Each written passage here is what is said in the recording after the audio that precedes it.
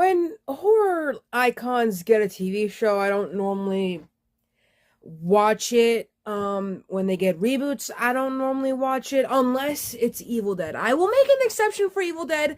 I have finally loosened up when it comes to the 2013 reboot, as I now realize that it's connected to the movies, so I'm not mad anymore.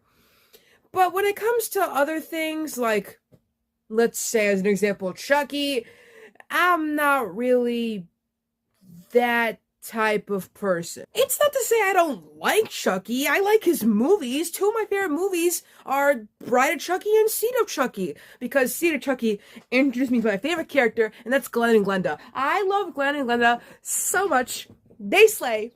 Icon forever, and I loved that they were in the show. I've already brought up the show. Chucky got a show that connects almost sort of all of the movies. I haven't watched it, but certain characters from certain movies are in it. Mainly Tiffany and Nina and Glenn and Glenda, as I mentioned before. Chucky would air on two channels, SYFY and the USA Network, and I have seen one episode from the USA Network. I was on vacation once, and I was watching cable TV, and when I was doing my Law and Order marathon, all of a sudden, like, I kept getting ads for Chucky, and they were showing this very famous guy, Sean Waters. It's the guy who directed the original Hairspray movie, and he was in one of the Jackass movies too. But that's besides the point. It was like an episode where, like, Chucky was possessing one of the main characters. And then also Chucky was in, like, Super Chucky Hell. I didn't know what was happening, but I also learned that Devon Sawa is in that show, and if you know who Devon Sawa is, you know, he was Stan in the music video Stan, if you didn't know that. He was in movies. I just know him for Stan. Dear Slim, I wrote you, but you still ain't calling. I left my cell, my pager, and my home phone at the bottom.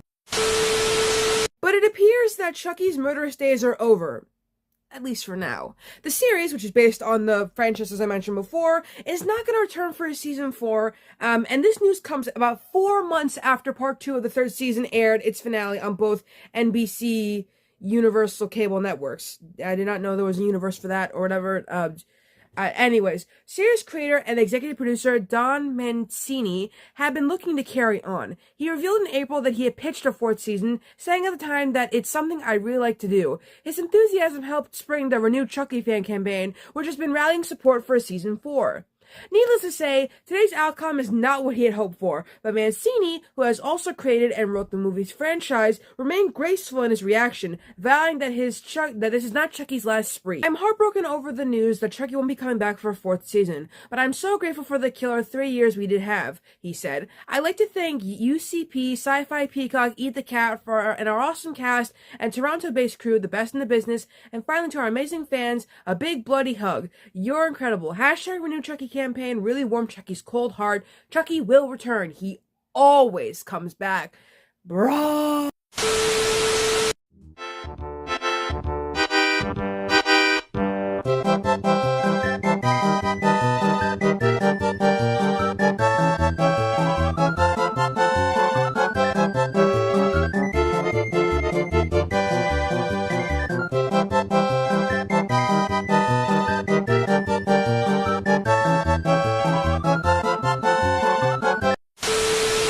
This marks the end of an era for SYFY, as Chucky was the last higher-end UCP-produced original scripted series on the network. Their other one was Resident Alien, hilarious show, but it moved to the USA Network with a significant budget reduction.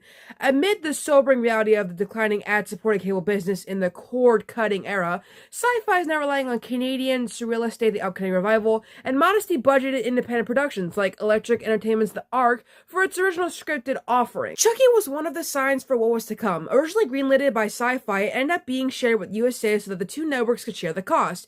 As for USA, after phasing out its scripted originals in the last couple years, the network is back in the game with budgeted, concise, blue sky, prodigal's harkening back to the network's heyday of hits like Monks, Side Suits, and White Collar. The first series under the initiative is the upcoming The Rainmaker, based on the John Grisham novel. Chucky the series followed the murderous escapades of the notorious Killer Doll. Chucky crossed paths with arch enemies, old allies, and new prey, and he seeks to inspire fear and mayhem wherever he goes. Season 3 saw Chucky ensconced. I don't know these words, I'm sorry. With the most powerful family in the world, America's first family, inside the infamous walls of the White House. How did Chucky wind up there? What in God's name does he want? And how can Jake, Devin, and Lexi possibly get to Chucky inside the world's most secure building, all while balancing the pressures of romantic relationships and growing up? Meanwhile, Tiffany faced a looming crisis of her own as the police closed in on her for Jennifer Tilly's murderous rampage of the last season. And that's all the article has to say. But as we're nearing the end of September and getting close to October, I know you guys are probably thinking, Amy, will you do any dark videos for October? You've kind of failed with your other previous Halloween videos. And the answer to that question is, maybe? But that's all I have to say. Let me know in the comments down below how you feel about Chucky being canceled. Did you even watch Chucky? Do you like Chucky? In general, like, I don't really know. The next video will hopefully be the Hollow Birds one I intend on making. Like I mentioned before, I think Hollow Birds is a very good analog horror series, and I suspect that it's about dinosaurs. Now, this is my first time seeing an analog horror series about dinosaurs because there are others, but this one is very intriguing.